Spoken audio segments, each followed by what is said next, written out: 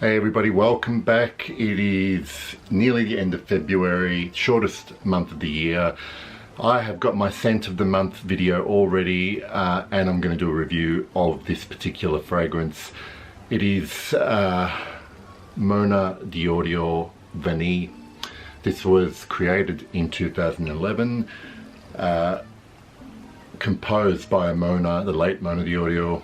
I am not familiar with the rest of her work, but I do know that the first time I heard about this particular fragrance, and this is in a current packaging, I think it used to be in a different type bottle. Whenever, this was one of the darlings of fragrance discussion forums, whenever anyone would ask the question, favorite vanillas, best vanillas, so on and so forth,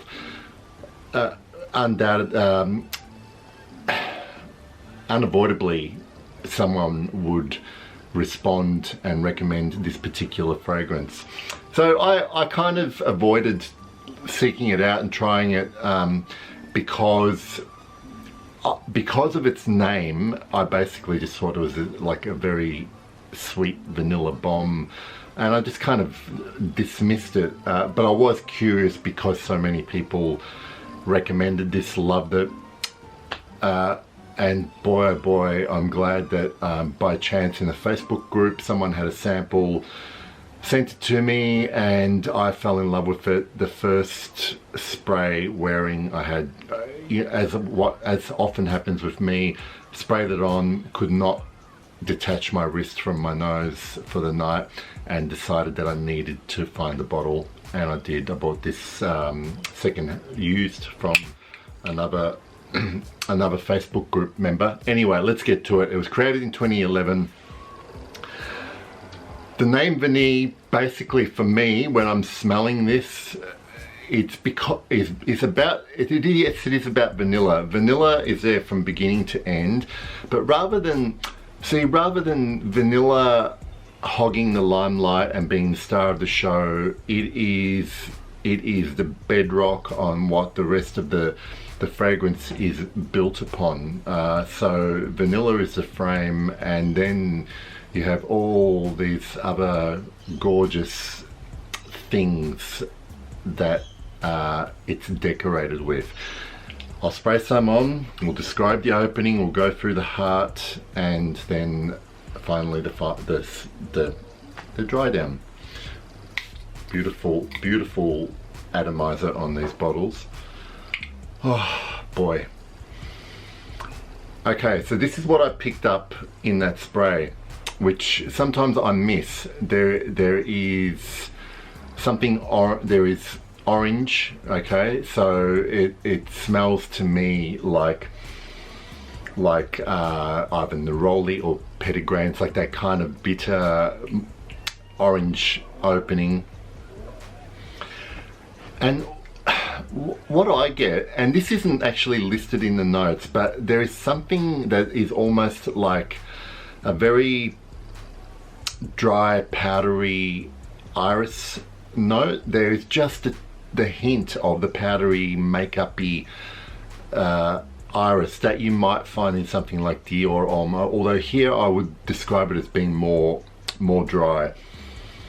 And then there is this boozy note, but mixed with the orange, it kind of almost reminds me of a very I'm hesitant to say it, but something like a light Southern Comfort kind of boozy smell. I think it's because of the orange mixing of that booze, that powdery note. The vanilla is there, okay, but like I said, this doesn't never ever comes to the front, okay? The vanilla on my skin never comes to the front. There is also some spice here, but they're kind of warm spices. There's nothing sharp about this fragrance at all. Everything is soft, pillowy. Then a few minutes into it, when you get to the heart, there is, I pick up a couple of things. There is tolu balsam balm, and look, it's really hard to describe because tolu balm goes really well with the other floral note that's in here, and they're almost intertwined, so you can't pick them apart, and it's kind of this rich, almost fruity aspect to the heart. Floral, fruity, but again, just balanced to an inch of its life, so it never becomes too much, it never overtakes anything else. So this is what I love, is that every single note in here is doing something interesting for the fragrance. Everything is in support of this, of what you get on your skin overall.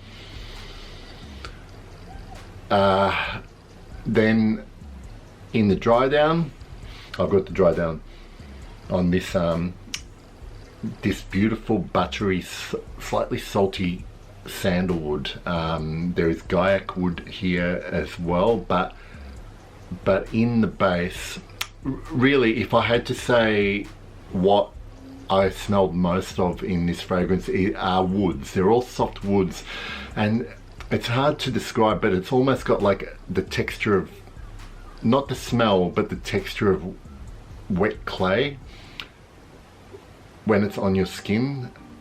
But imagine beautiful, soft, balsamic woods,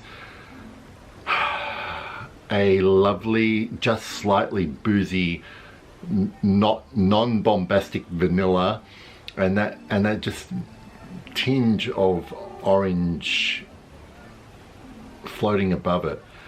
It's just such a beautiful, luxurious comfort scent, and I feel like I'm doing it this disservice by describing it as a comfort scent, but it just makes me smile and close my eyes and feel good when I wear this scent. Now, when I'm wearing this on my skin, it's got pretty good performance. Okay, so I smell it. I smell it as this lovely cloudy layer above my skin, you know, up to 8 hours.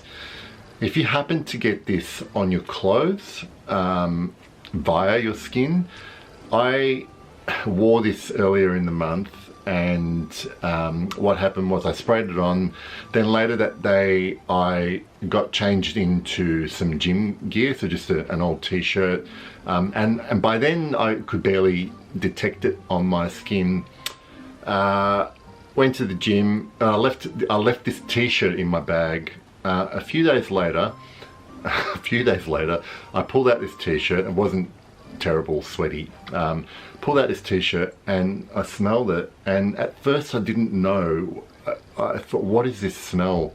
It just smells amazing. And mind you, I had worked out in this t-shirt, and then it clicked. I'd worn Vanille on that day, and it just stuck to clothes, and I could still smell it, and it was just such a beautiful base left on that fabric. Have I convinced you yet about Vanille and how wonderful and gorgeous it is? Up until I got this, you know, stuff like Eau de Bois was kind of my favorite vanilla based scent. I have this and I can stop looking for a foundation vanilla. So, you know, like, there are probably better vanilla notes in other perfumes, but this just has it all for me, and it's gorgeous.